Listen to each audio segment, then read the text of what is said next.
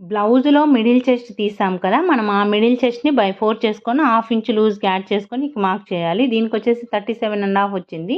దాన్ని మనం బై 4 చేసుకుంటే 9.3 వస్తుంది. ప్లస్ 1/2 ఇంచ్ కలుపుకుంటే 9.8 మనము ఇక్కడ మార్క్ చేసుకోవాలన్నమాట. ఓకేనా. ఇక్కడి నుంచి మనం 2 ఇంచెస్ సిమ్మింగ్ అలవెన్స్కి ఎక్స్ట్రా మార్క్ చేసుకుంటాం కదా, అది.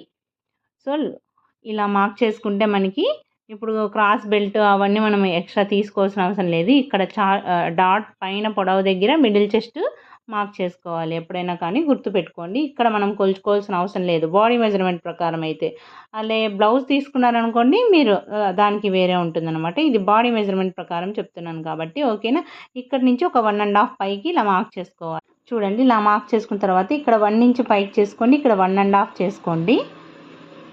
ఇప్పుడు దీన్ని ఇలాగ క్రాస్గా ఇప్పుడు ఇలాగ మార్క్ చేసుకోవాలి. లేదా ఈ స్కేల్ ఉంటే స్కేల్తో అయినా 6 స్కేల్ ఉంటుంది కదా, దాంతో అయినా